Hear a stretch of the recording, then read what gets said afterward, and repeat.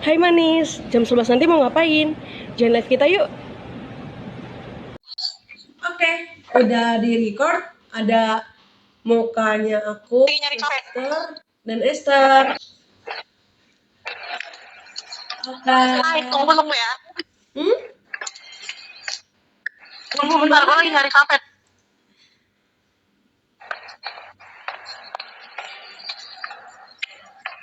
Oke. Esther lagi nyari kafe, guys. Lagi cari tempat santai guys. Oh, kenal. Kita coba sapa penonton kali ya. Penonton. Ada Mega, ada Iren. Oh iya Kak Iren bukan sih? Hai, ada Lumen.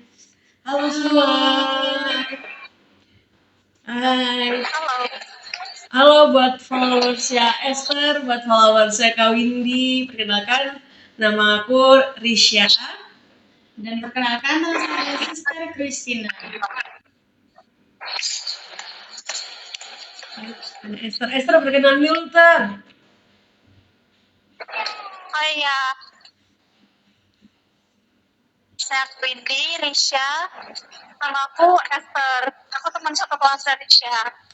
Iya, jadi kita bertiga satu kelas, guys.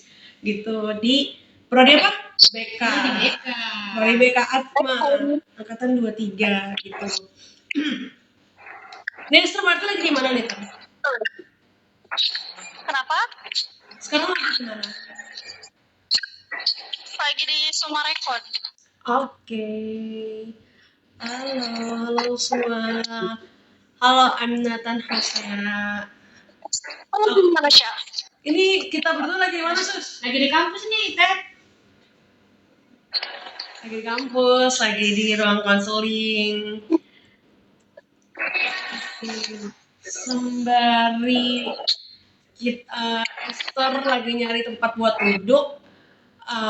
Jadi kita hari ini mau nge-live selama kurang lebih berapa? 50 menit ke depan lah ya, gitu. Buat ngegibahin tentang BK gitu ya kan. Karena kan ya kalau misalnya POV gue sama Suster sama Esther itu kan memang prodi paling santuy nih, ya kan. Jadi kita mau gibahin BK si prodi yang katanya paling santuy. Ya nggak Ter? Si paling santuy gitu prodinya. Jadi simak live-nya sampai habis ya guys. Terus kalau misalnya ada apa-apa, kalau mau nanya-nanya bisa langsung nanya aja di komen, oke?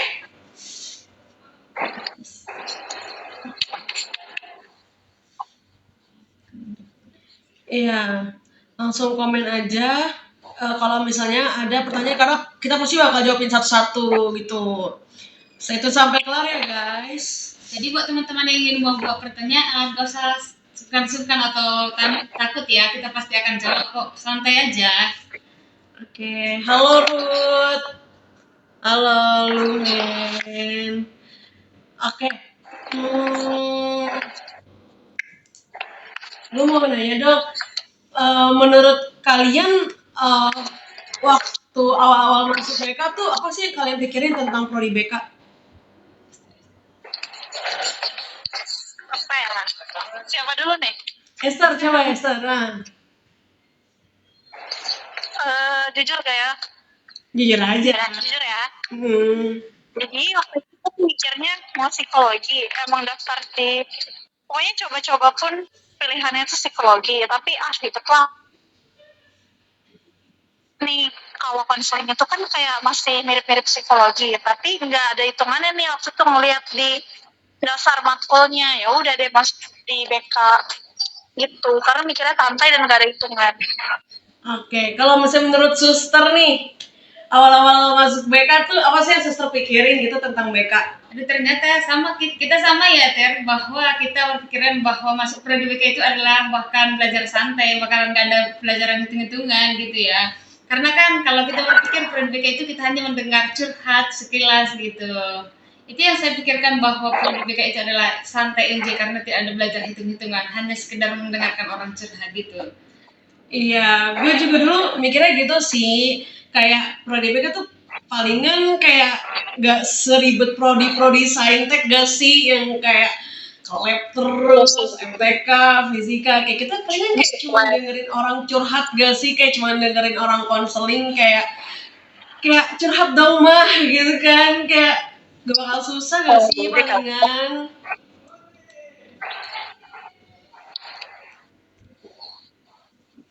Ternyata setelah kita jalan 2 semester nggak segampang itu ya guys. Iya bener Sus, ternyata nggak segampang itu.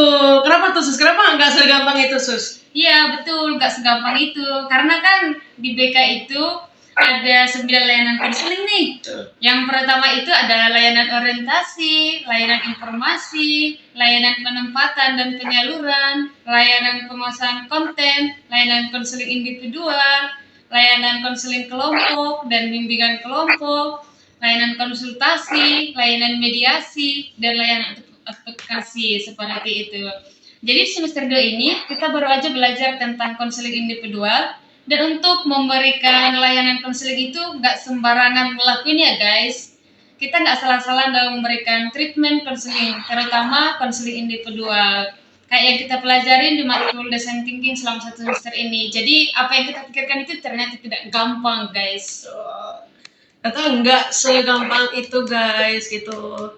Terus habis itu lagian Sus, emang apa sih bedanya konseling profesional sama curhat ke temen? Menurut Esther apa tuh bedanya tuh? Kalau di kita itu sebagai calon, ya semoga kalau kita jadi konselor yang profesional itu tuh kita nggak cuma curhat terus gue ngedengerin, tapi kita tuh juga punya kita terus menganalisis dari apa yang diceritain juga sama lawan bicara kita. Terus habis itu untuk kita bisa tahu cerita ini tuh beneran atau dia bohong. Ya kita bisa analisis gitu loh, Cak. Nah kita tuh bisa analisis ini melalui design thinking, karena itu ada tahap-tahapnya gitu. Kayak misalnya Risha cerita sama aku tentang Risha galau nih, kan nggak mungkin kan aku hanya ambil mentah-mentah Risha lagi galau, tapi harus aku cari tahu juga nih root problemnya Risha tuh apa. Betul. Terus habis itu kayak kita juga bikin pertanyaan juga nggak semudah itu guys gitu kan. Buat ngegali masalah konseling itu nggak asal-asalan gitu. Buat nanya ke konseli gitu, karena pertanyaan yang kita ajuin itu gunanya untuk menggali inti masalah yang dihadapin sama konseling gitu. Dan kita tuh sebagai konselor itu tuh nggak cuma nanya kayak sebatas ya udah masalahmu apa, atau kayak kamu udah tahu salah kenapa kamu masih ngelakuin, atau pertanyaan-pertanyaan yang membuat gak nyaman. Kita tuh nanyanya nggak kayak gitu guys, dan kita nggak nanya untuk kayak menjurus ke arah kepo gitu, karena tujuan utama kita adalah menggali inti masalah konseli, terus habis itu supaya kita bisa nentuin pendekatan sama teknik yang tepat untuk alternatif penyelesaian masalah konseling gitu. Supaya apa? Supaya proses konseling itu berjalan dengan lancar dan efisien. Iya, efisien dan efektif juga gitu. Supaya konseling bisa merasa terbantu sama kita. Betul. Apalagi manusia itu kan pasti punya kayak ciri khasnya masing-masing gitu kan ya, Cak. Punya keunikan masing-masing. Jadi kita tuh nggak bisa sama ini. Pasti kita tuh contoh nih, suster sama Risha. Misalnya aku konselor ya. Sebagai konselor juga aku pasti harus bisa menyesuaikan teknik apa yang bisa aku gunain ke Risha, apa yang bisa aku gunain ke suster. Suster sama Risha ini adalah 2 orang yang berbeda. Jadi ya gitu deh. Betul banget. Jadi kita tuh sebagai konselor juga harus belajar design thinking. Betul banget. pilih teknik intervensi yang tepat. Setuju, setuju. Sama juga misalnya nih, Esther dan Risha itu adalah sebagai konselor dan saya juga konselor. Jadi Esther itu dan Risha itu datang kepada saya untuk melakukan bimbingan konseling seperti itu. Di mana Esther dan Risha itu mempunyai masalah yang sama. Contohnya itu mereka itu mempunyai masalah sama-sama di ghosting gitu. Aduh. Contohnya Aduh, guys, Ya itu kan contohnya. contoh ya, bukan pengalaman konkret ya guys. Tenang. Jadi mereka ini punya masalah yang sama, bahwa mereka mempunyai masalah sama-sama di ghosting nih gitu. Tapi kan mereka ini adalah manusia yang berbeda. Jadi kita harus mencari juga teknik pendekatan yang berbeda terhadap mereka. Jadi kita tidak boleh menyamai mereka gitu, karena kan bahwa kita setiap pribadi mempunyai keunikan dan berbeda-beda seperti itu guys. Betul, jadi meskipun mungkin tema masalahnya sama, tapi eh inti masalah dari setiap orang itu kan berbeda-beda guys gitu. Jadi untuk pendekatan dan tekniknya setiap orang pasti berbeda-beda. Gimana cara nentuinnya? Kita pakai proses design thinking. Itu yang kita pelajarin selama 1 semester ini. Gitu. Kita belajar tentang design thinking gitu. Yang diajarin sama Pak Rasel gitu. Misalnya kita mau ngomongin tentang, aduh, sudah suster.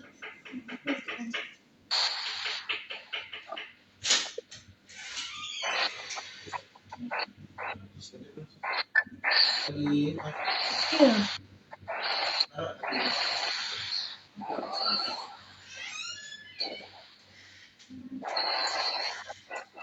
Oh, maaf ya guys, iklan guys.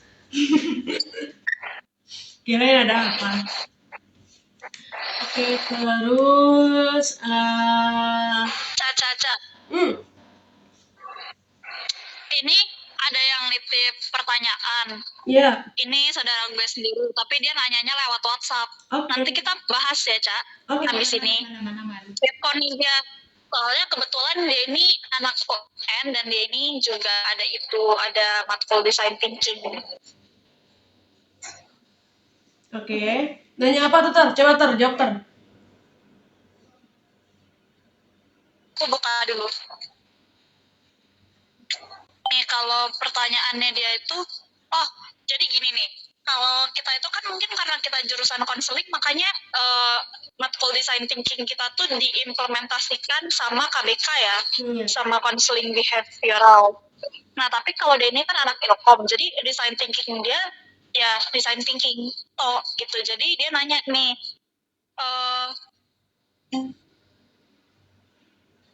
mungkin di dia itu kan matkul design thinking sendiri. Nah, kalau di kita ini kan diimplementasiin sama matkulnya BK.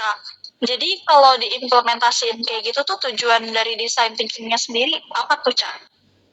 Apa fokus tujuannya itu ada di mana kalau diimplementasiin kayak gitu di kita?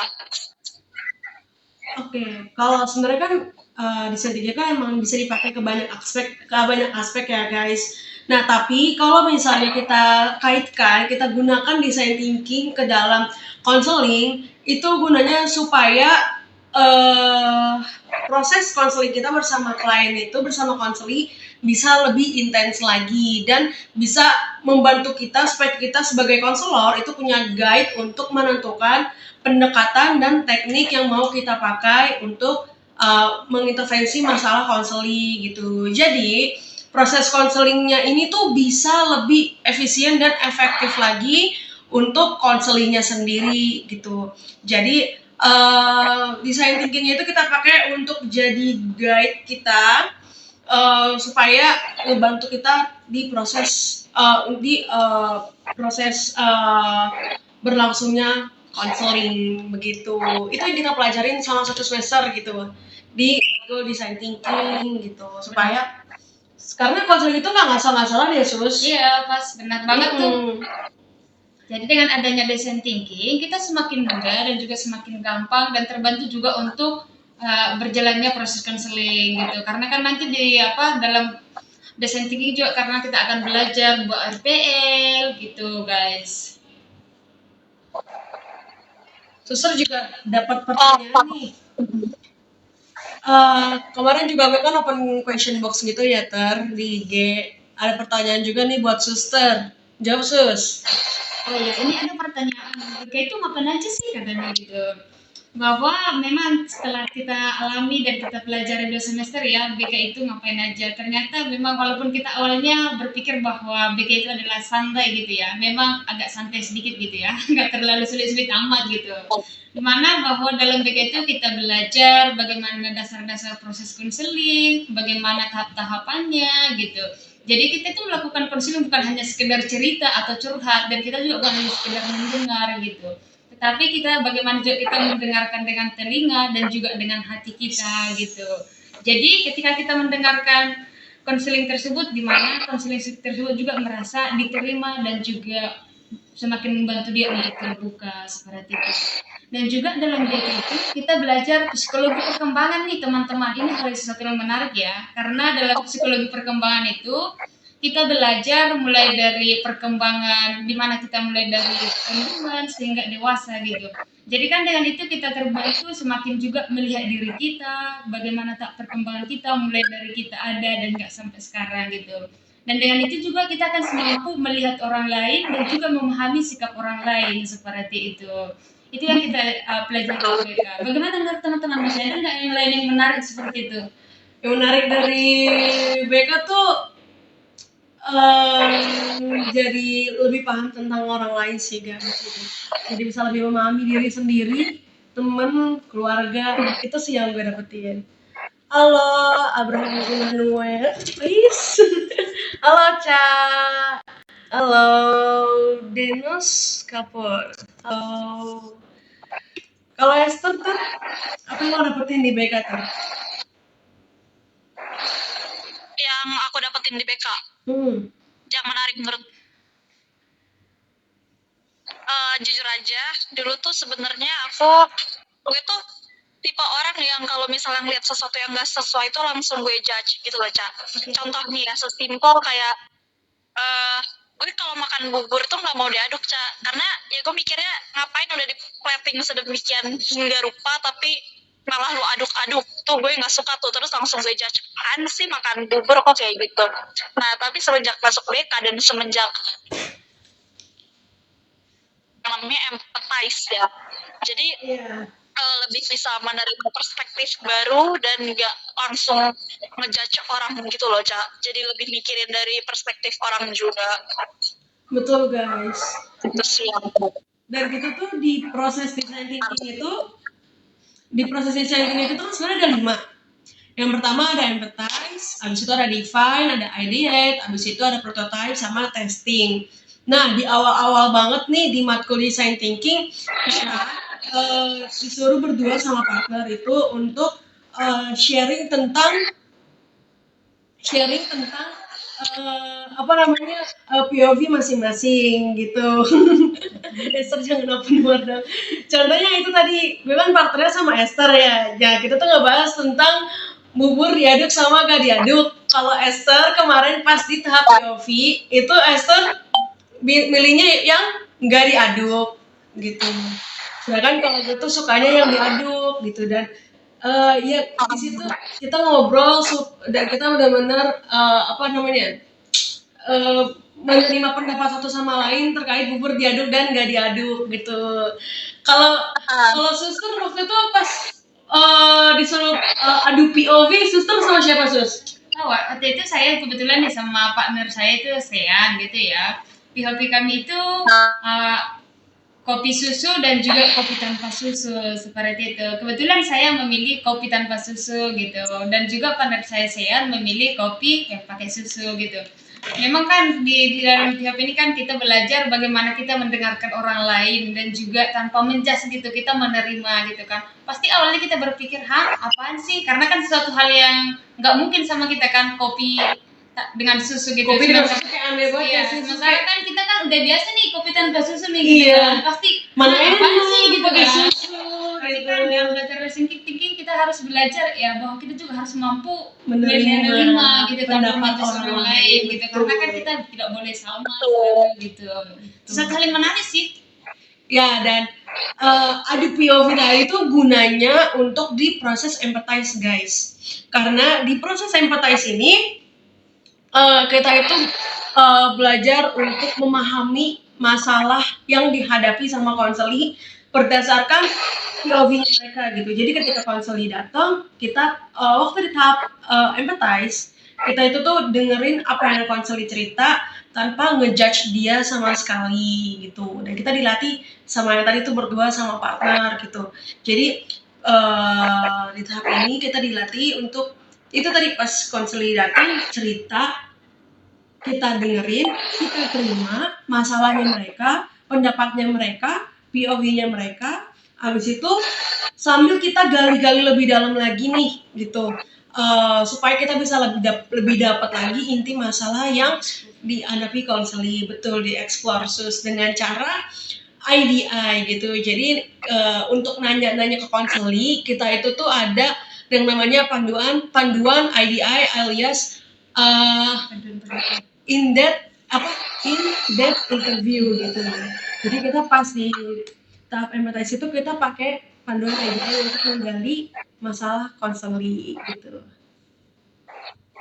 Kalau waktu itu aku sama Esther IDI-nya ketemu masalah kalau Esther salah jurusan. Kalau suster gimana sus? Sama partner suster? Kebetulan nih saya sama partner saya saat itu ketemu ID-nya itu bahwa partner saya ini memiliki masalah, dia sedang malas kuliah seperti itu. Dan ada juga masalah yang lain gitu, tapi maaf ya teman-teman, nggak apa kita spill di sini. Karena bahwa dalam proses konseling juga kita mempunyai asas kerahasiaan gitu, dimana apapun cerita ataupun masalah konseling tersebut kita tidak boleh memberitahukan sembarangan seperti itu, kecuali itu adalah sesuatu yang untuk melukai hati konseling, baru kita berhak minta izin terhadap konseling seperti itu. Jadi buat teman-teman yang mau datang konseling nanti merasa takut atau cemas seperti itu, akan terjamin kok kerahasiaannya, ya nggak teman-teman? Betul. Jadi gitu guys proses empathize-nya.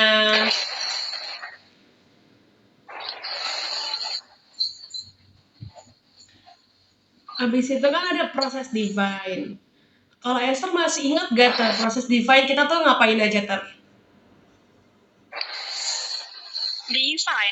Divine. Kan awal kan Wait ya. Ya. Kan awal empathize, terus habis itu lanjut divine. Lo masih ingat gak ter waktu itu divine kita ngapain aja ter? Halo. Jujur gue udah agak lupa ya, Cak. Gimana kalau gue jelasin hal yang masih gue inget dulu nih, mumpung masih anget di kepala. Oke. Ini masih mau ngedalamin tentang yang empathize dulu ya. Jadi kan di empathize itu kita tadi juga selain menerima POV orang lain, kita juga harus menggali root problemnya itu kan. Yeah. Oke, pipa Gostratek, lu tahu nggak itu apaan? Oh, pipa Gostratek gue masih ingat. Nah, satunya itu kan filosofi kan. Jadi kita tuh pakai pendekatan dari filosofi yang kita punya. Terus patologi itu tuh patologi itu kan adalah kayak masalah yang dipunya sama orang lain kan. Berarti hal negatif yang mau diubah jadi positif dong. Pendekatan yang sesuai dengan patologinya konseli kita ini. Nah, nextnya itu goals itu tuh jadi kita mau tentuin dulu nih, kita cari tahu apa yang mau dicapai sama si konseli dan sama kita. Tuh. Nah, strateginya lu tahu nggak itu apaan? Kalau strategi itu pasti strategi dong. Strategi itu maksudnya kita tuh menentukan strategi untuk mengintervensi masalah yang dihadapi konseli gitu. Kalau teknik apa sih? Itu bahwa kita nentuin teknik nih. Kan kita udah tahu nih masalah gitu. Jadi kita sekarang tinggal nentuin teknik pendekatan yang mana cocok untuk konseli tersebut gitu. Jadi itu guys, namanya pipa Gostratek yang digunain buat menentukan pendekatan sama teknik yang cocok buat konseling gitu. Dan itu pipa Gostratek itu kita pakai waktu udah di tahap proses IDI. Betul nggak sus? Betul banget tuh. Jadi bahwa di edit itu tadi kan kita udah tahu nih inti masalah konseling tersebut gitu. Jadi sekarang kita waktunya mengumpulkan ide atau mencari alternatif penyelesaian masalah konseling, yang kita harus mencari apa cara pendekatan yang paling efektif terhadap masalah yang dialami konseling tersebut sesuai dengan kebutuhan konseling tersebut. Lalu yang harus kita lakukan untuk menentukan pendekatan tersebut seperti tadi, ada cara-cara pendekatan tertentu yang harus kita lakuin terhadap masalah yang dalam konseling tersebut gitu. Itu nantinya pakai Pipago Strateg gitu. Terus habis itu setelah Nah, ini tuh juga kenapa tuh? ya udah, apa lu dulu. Oke. Oke, tadi kan kita udah ngumpulin ide gitu kayak kan, berdasarkan Pipago Strateg juga tuh, pakai Pipago Strateg ngumpulin ide. Nah, kita tinggal create nih intervensinya buat konseli gitu. Kemarin kita juga udah latihan buat bikin RPL, terus habis itu buat bikin PP, sama buat bikin verbatim gitu. Terus habis itu kalau RPL isinya apa aja, Ter? RPL tuh isi kayak rancangan kita pada si konseling kita, jadi isinya tuh lumayan banyak ya, Cak, mencakupkan aja, terus tekniknya ada apa aja, kurang lebihnya kayak gitu, Cak. Bener banget tuh Esther, masih ingat banget ya Per. Oke, kalau misalnya tadi ada RPL, habis itu ada PP. PP itu namanya panduan perlakuan. Yang isinya itu step by step kita memberikan intervensi ke konseli gitu. Kalau verbatim itu adalah dialog yang kita lakukan bersama konseli. Halo Ivana. Hai. Ini cutting di UKM Kodim. Pantesan. Ya bukan followers aku ya guys. Gitu. Lanjut, Cak, kalau di verbatim itu ada apa aja tuh, Cak? Di verbatim itu Tadi kan RPL udah, PP udah, verbatim apa nih? verbatim itu tuh isinya kita isi dialog antara konseli dan kliennya gitu, dan beserta teknik-teknik yang kita lakukan di dialog bersama konseli itu. Ada yang nanya nih, Ter, seru nggak sih Kak belajar design thinking? Kalau Ayo jawab ya. personally buat gue seru banget karena kita tuh gue ngerasanya kayak detektif gitu loh. Kita kayak konseling datang, kita tuh kayak detektif, kayak nyari tahu ini tuh maksud omongannya apa, terus habis itu gue harus nanya apa supaya menggali masalahnya. Terus itu kayak ngumpulin puzzle ceritanya, terus abis itu juga mikirin gimana caranya nyari jalan keluar, pendekatan yang cocok, menganalisis ini konselinya kayak gimana orangnya gitu-gitu. Seru banget sih menurut gue. Kalau menurut Suster gimana, Sus? Seru banget sih Design tuh. thinking. Pasti seru banget dong. Seru banget menurut Suster. Selain tadi kan Esther riset tadi udah sebutin nih kan bahwa kita semakin tahu gitu kan. Jadi kan kita juga kalau untuk melakukan proses konseling itu kan semakin terbantu karena kan kita udah ada panduan gitu. Yeah. Jadi kalau proses konseling itu jadi lebih aman gitu untuk melakukan konseling gitu.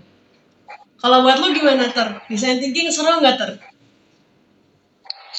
Seru banget nih. Jadi kan nih kayak yang tadi udah dijelasin sama Risha sama Suster Semaku, kalau di konseling sendiri itu kan yang dia tuh isinya juga harus buat RPL, habis itu panduan perlakuan sama verbatim kan.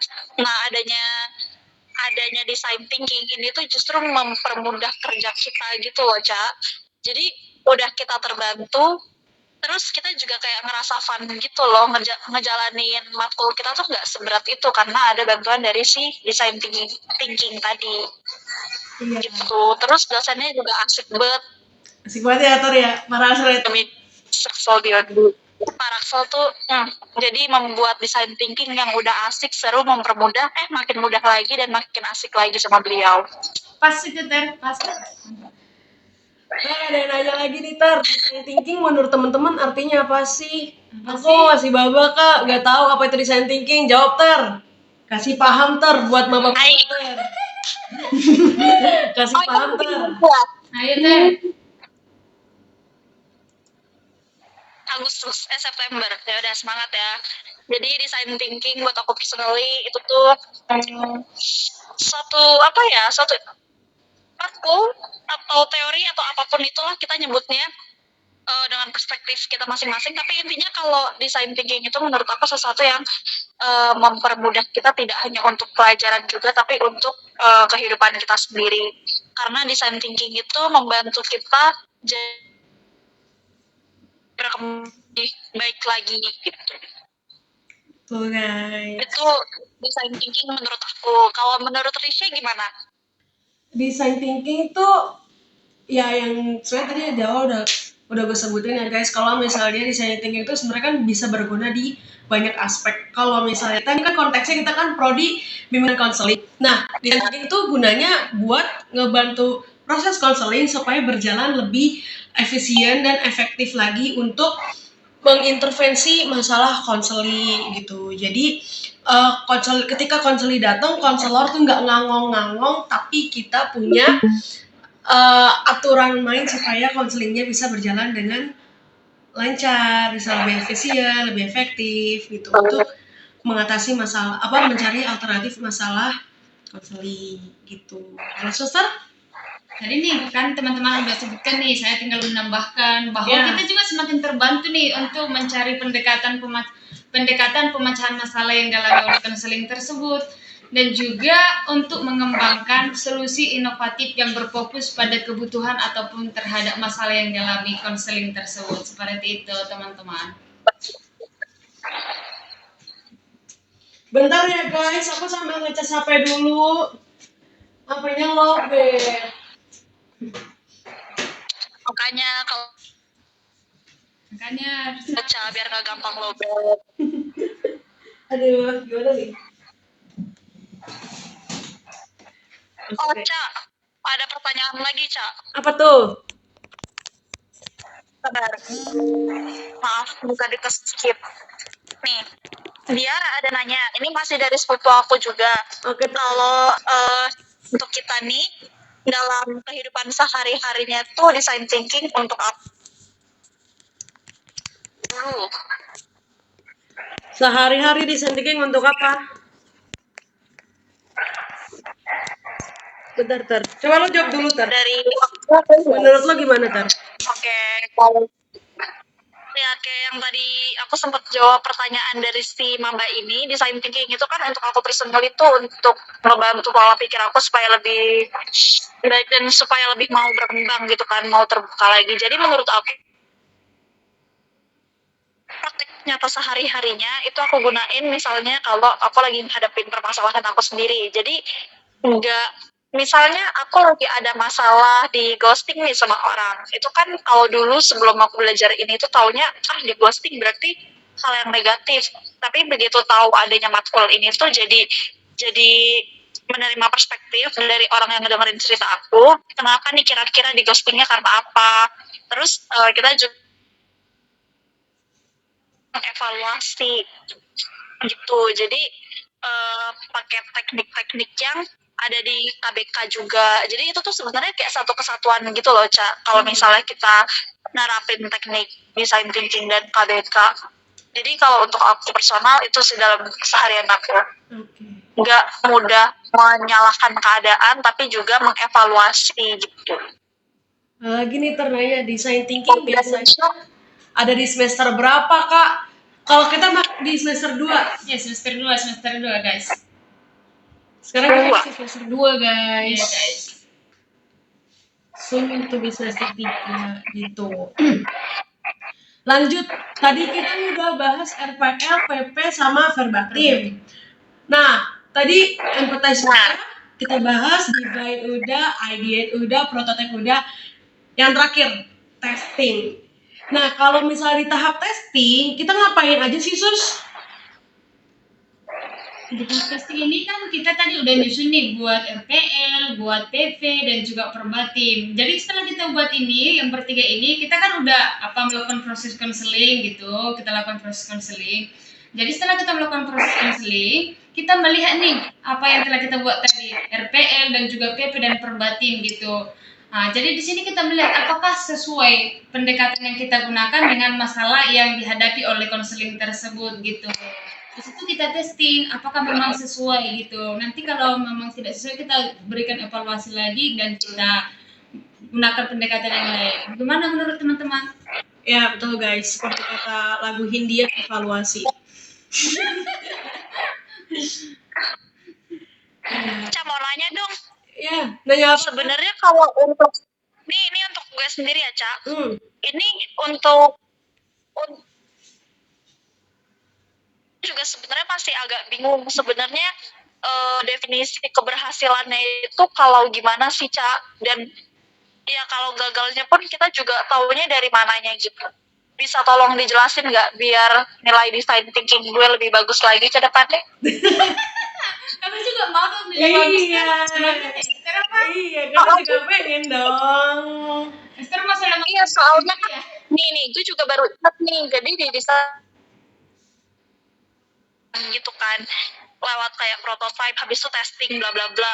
Nah itu tuh jadi cara kita taunya misal deh nih kalau di KBK cara kita tahu si konseling kita bener atau enggaknya itu kan lewat lewat testing kan dan evaluasi. Nah itu tuh mengukur kadar keberhasilan atau kegagalannya lewat apa ya, Cak? Bagaimana harus ya? Kalau misalnya menurut keberhasilan itu dari seberapa bagus kita bisa menjalin hubungan sama konseli pas di tahap building rapport gitu. Jadi kalau misalnya di konseling itu kan kita juga ada tahap-tahapannya ya guys. Nah di awal-awal itu kita ada tahap building rapport. Nah keberhasilannya yang paling utama itu menurut gue pas kita bisa membangun hubungan yang baik pada saat building rapport. Karena ketika kita sudah membangun hubungan yang baik dengan konseli, maka ketika kita melakukan eksplorasi masalah dengan IDI, dengan Five Voice Roots. Nah, itu pasti konselingnya tuh bisa lebih nyaman gitu untuk cerita ke kita terkait masalahnya dia gitu. Dan kemudian kemampuan kita untuk mengaitkan, untuk menggali, untuk mengeksplorasi apa yang dipikirkan, yang dirasakan, dan dialami oleh konselinya gitu. Lalu dengan tadi pakai Pipago Strateg, kita menentukan pendekatan yang cocok untuk konseli gitu. Nah, Mata? Berarti semuanya tuh berkesinambungan ya, Cak ya. Jadi untuk kita tahu benar atau enggaknya tuh tetap kita memerlukan serangkaian tahapan dari si design thinking ini ya, teknik-tekniknya sampai dengan di testing. Iya betul. Kalau misalnya kita bisa melakukan empathize, divide, ideate, prototype, kita pasti bisa kok melakukan konseling dengan baik gitu dan efektif dan efisien buat mengintervensi masalah konseling. Begitu Esther. Asik gak sih belajar di BK? Asik dong. Ya asik-asik, sakit kepala lah. Tapi asik. Asiknya tuh 70%, maaf. Ya maksudnya tuh asiknya 70%, sakit kepalanya cuma 30% gitu. Setuju. Tapi Saya dengar. iya, tapi kan apa yang kita pelajarin di BK kan juga bisa berguna buat kehidupan kita sehari-hari guys. Iya guys, benar banget tuh. Gitu. Jadi buat yang masih ragu buat masuk BK, gak usah ragu guys. Karena sakit kepalanya pasti akan terbayarkan ya guys, karena sangat berguna buat kehidupan kita sehari-hari. Iya guys. Begitu. Udah di kafe atau udah di dokter? Kenapa? Lu di kafe atau udah aman? Sorry, gue lagi di luar, jadi agak berisik sinyalnya, nggak gitu bagus. Sorry, pulang. Maaf. Ini lo udah aman duduk di kafe? Nggak di kafe, di ini, nggak tahu apa ini namanya. Kayak gini nih. Gini.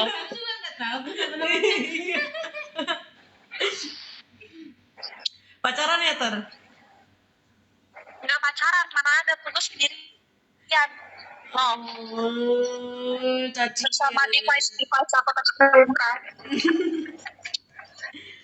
Oke, jadi itu guys. UAS tuh gimana, udah aman? Cak, UAS tuh udah aman belum? Aman. Yang kamu cak. Aman. Nah, suster gimana suster? Mantap. Begitu guys, begitu ceritanya. Oh iya, tadi di awal di awal semester kalian mikir BK itu bakalan santuy. Oke, selama 2 semester kalian mikir beneran santuy gak sih? Gimana ya? Suster dulu lah, suster dulu. Suster dulu. Mau Ya. tahu jawaban dari suster tuh kayak gimana? Iya. Bagaimana ya? Memang awalnya sih berpikir bahwa BK itu adalah belajar santai gitu ya, karena kan kita hanya sekedar Menyesal nggak, Sus? cerita gitu ya. Tapi memang setelah berjalannya semester memang ada juga sih santainya gitu, lebih banyak santainya gitu. Tapi tergantung bagaimana kita menjalani gitu dong teman-teman.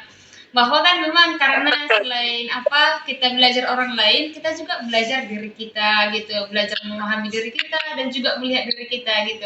Karena kan dalam proses konseling kan pada umumnya kita membantu orang lain nih mengatasi masalahnya gitu ya. Ternyata dengan itu juga kita terbantu untuk semakin kreatif dan juga inovatif, dan kita juga semakin bisa melihat dan menyadari masalah dan juga mengatasi masalah kita sendiri gitu. Jadi buat teman-teman yang mau bergabung dengan BK, gak usah ragu lagi bahwa memang BK itu adalah santai dan enak gitu.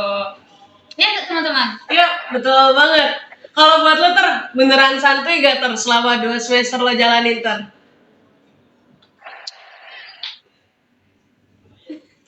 Tentunya, tapi ada kalanya kita juga ya serius. Tapi itu semua tuh balance gitu loh. Jadi kita nggak terlalu pressure juga di BK. Ayo masuk BK sama kita, asik. Come enjoy us guys. Iya guys. Gak bakalan Nah, Iya, santuy banget. Kayak nggak bakalan nyesel masuk BK. iya betul, kayak matkul mana lagi coba yang ulangannya tuh pakai live IG gitu. Cuma di BK. Iya, cuma di BK ya. Ya, Bapak Raksel. Iya, karena ada dosennya yang gimana gitu ya enggak guys? Iya, seru gitu. Apalagi, oh ya, for your information guys, this is the first time Suster Ita, Suster Christina buat live guys. Iya, guys. It's her first time in her life. Selamat suster untuk live pertamanya di IG. Semoga kedepannya suster bisa jadi selebgram dan bisa lebih aktif live lagi. Habis ini ada ide jadi selebgram nggak? Suster mau jadi selebgram Biar bisa nge-live lagi. Enggak kan? Oh enggak dulu ya. Oke. Abis ini suster mau nge-live cek kodam guys katanya. Iya. Oh ya, coba cekin kodam aku gimana. Tapi cek kodamnya di Alkitab. Mantap.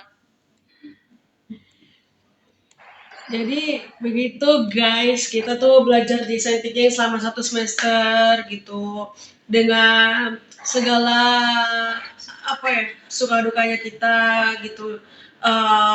Belajar desain thinking selama 1 semester, kita bisa belajar banyak hal, kita belajar proses-proses design thinking yang bisa ngebantu kita untuk ngelakuin konseling. Membantu kita juga semakin kreatif. Itu. Oke. Kalau abis ini Esther mau ngapain abis nge-live Habis ini mau kerja kelompok dulu sama partner aku yang namanya Risha Ripka. Gitu ya? Iya masih. Kan ini sekarang design thinking. Nah habis ini KBK-nya sama partner. Emangnya belum libur ya, Ter? Duh. Andai bisa cepet-cepet libur ya guys. Pengennya sih gitu. Halo Zek. Pengennya. Halo Zek. Jek. Anjay. Kalau suster habis nge-live mau ngapain nih sus? Habis nge-live mau live lagi katanya. Mau apa, Ter? Mau live lagi katanya suster. Lanjut. Tapi live ini live dagang. Live dagang. Kamu tahu aja deh, Ter. Makasih Zek.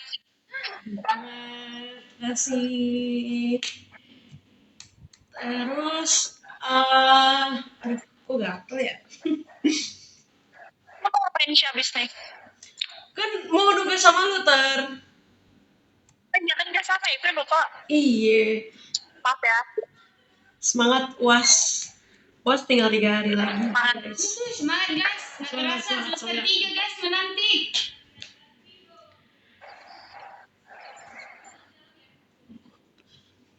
Oke. Semoga memori saya aman. Amin. Amin. Terus udah jam 1:30 ya guys, kalian makan lapar banget. Ya guys. Oke. Kalau misalnya dari Suster sama Esther, udah seberapa paham kalian, udah seberapa hatam kalian bikin RPL, PP sama verbatim? 100. Anjay. 100 ya Ter, berarti aman ya Ter, Aman ya Ter? aman ya. Amin. Iya lah, iya pas Kan kita berusaha. ya Ter harus 100 harus 100 Kan. ya. Karena kan udah mau semester 3 gak mungkin kan tinggal kan ngulang lagi kan. Jangan sampai. Jangan sampai. Capek gak mau. Gak mau lagi tunggu sama Papa Rasel ya.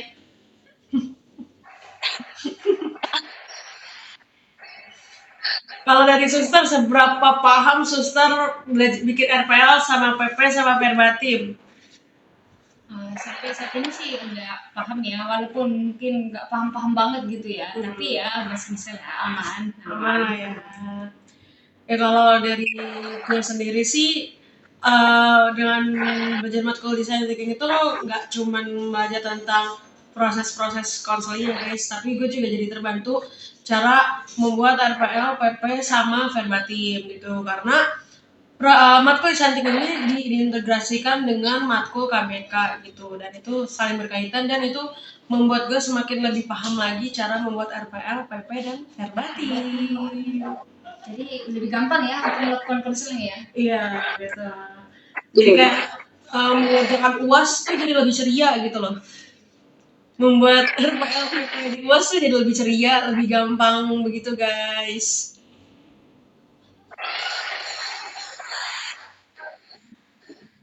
Oke.